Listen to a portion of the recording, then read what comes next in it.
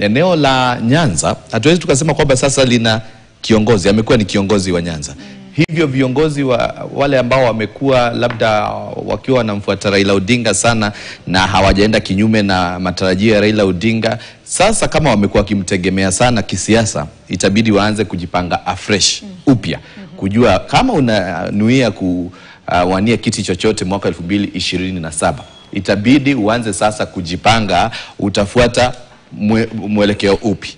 Alafu ukiangalia akizungumza na Lennox pale, kuna jamaa ambaye alikuwa akisema kwamba tulivyo kwa sasa Raila Odinga ametuacha tukiwa kwa serikali. Tutakaa pale kwenye serikali, lakini mambo yatabadilika sana kwa sababu lazima kila kiongozi atajaribu kutafuta namna, na pia wataanza kujipanga kuona ni nani ambaye atakuwa kiongozi wa eneo la Nyanza. Wataanza kujitokeza na utaona kutakuwa na ubishi mkubwa sana wa baadhi ya viongozi kutoka eneo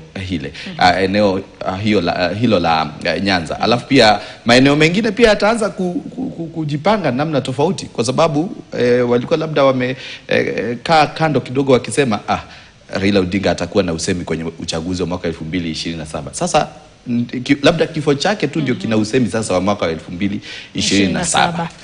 Asante sana Daniel. Ningesema hivi, Raila anaenda, tafadhali